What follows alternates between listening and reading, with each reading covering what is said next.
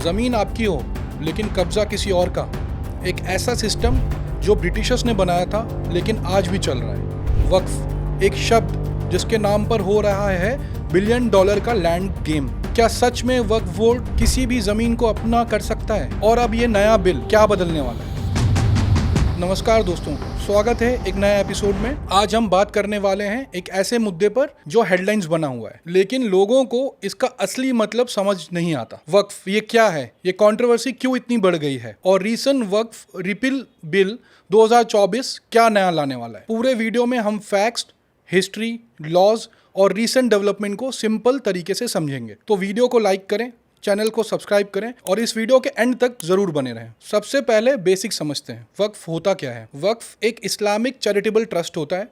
जब कोई मुस्लिम इंडिविजुअल अपनी प्रॉपर्टी को अल्लाह के नाम पर डोनेट करता है फॉर रिलीजियस या सोशल कॉज, जैसे मस्जिद, मदरसा या गरीबों की हेल्प, वो वक्फ बन जाता है। ये प्रॉपर्टी फिर परमानेंट बन जाती है, बेची नहीं जा सकती, ट्रांसफर नहीं हो सकती और ये मैनेज करता है वक्फ बोर्ड, जो एक स्टैट्यूटरी बॉडी होती है। इंडिया में अब तक 6 लाख से ज्यादा वक्फ प्रॉपर्टीज ऑफिशियली लिस्टेड हैं। ये एस्टीमेट है कि ये लाखों करोड़ों की प्रॉपर्टी है। ये कॉन्सेप्ट इंडिया में फॉर्मली लाया था ब्रिटिशर्स के टाइम। 1939 में वक्फ एक्ट आया, जिसको बाद में 1954 और फिर 1995 में रिवाइज किया गया। ब्रिटिशर्स ने रिलीजियस माइनॉरिटीज को प्लीज करने के लिए ये लीगल फ्रेमवर्क सेट किया। इंडिपेंडेंस के बाद भी वक्फ का स्ट्रक्चर चलता रहा। 1995 में जो वक्फ एक्ट आया उसने बोर्ड्स को और ज़्यादा पावर दे दिया। वो प्रॉपर्टीज़ लिस्ट कर सकता है, मैनेज कर सकता है और लीगल अथॉरिटीज़ भी मिल गई हैं। अब कंट्रोवर्सी यहाँ से शुरू होती है। कई लोग और ग्रुप्स क्लेम करते हैं कि वक्फ बोर्ड बिना नोटिस, बिना प्रूफ के पब्लिक या प्राइवेट लैंड को वक्फ प्रॉपर्टी डिक्लेयर कर देते हैं। कई वक्फ बोर्ड्स के खिलाफ इरेगुलरिटीज़ के केस सामने आए हैं। Illegal लीजेस, rent collection without accountability और ब्लैक मनी डीलिंग्स के एलिगेशंस भी चरम पर हैं। अगर किसी प्रॉपर्टी को वक्फ डिक्लेयर किया जाता है तो सिर्फ वक्फ ट्रिब्यूनल में ही उसका केस चल सकता है। ये नॉर्मल सिविल कोर्ट में नहीं जा सकता। क्रिटिक्स कहते हैं कि ये एक्स्ट्रा कॉन्स्टिट्यूशनल और बायस्ड प्रोसेस है। कई हिंदू ऑर्गेनाइजेशन और सिटीजन ग्रुप ने कहा है कि ये सिस्टम अनफेयर है और एक तरफ के रिलीजन को प्रिविलेज है, जो सेक्युलर नेशन के कॉन्सेप्ट के अगेंस्ट जाता है। अब बात करते हैं 2024 में इंट्रोड्यूस हुए वक्फ रिपील बिल की। ये बिल प्रपोज किया गया है टू अबॉलिश द वक्फ एक्ट 1995। बिल की हाइलाइट्स समझते हैं। वक्फ बोर्ड की लीगल पावर खत्म की जाएगी।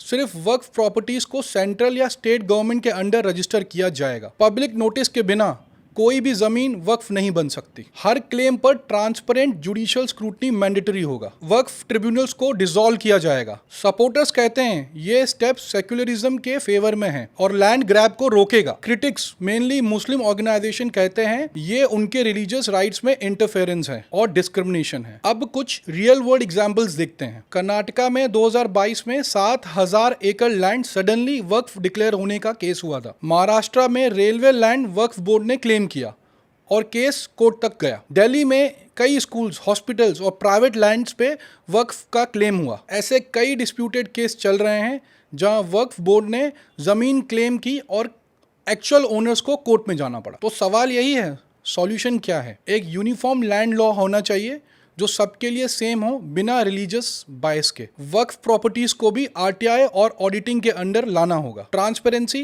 प्रॉपर डिजिटल मैपिंग और सिटीजन पार्टिसिपेशन जरूरी है। अगर प्रॉपर्टी रिलीजियस पर्पस के लिए है तो उसका मिसयूज भी बिल्कुल नहीं होना चाहिए। ये भी इंश्योर करना होगा कि जेन्युइन वक्फ प्रॉपर्टीज और चैरिटेबल इंटेंशंस प्रोटेक्ट भी हों। तो दोस्तों, ये था हमारा detail breakdown on the Waqf controversy and the new bill. अब आप बताएं आपका क्या ओपिनियन है। क्या वक्फ एक्ट को रिफॉर्म करना सही डिसीजन है या ये एक पॉलिटिकल मूव है? कमेंट्स में अपनी राय जरूर बताएं, वीडियो को लाइक करें और दोस्तों के साथ शेयर जरूर करें।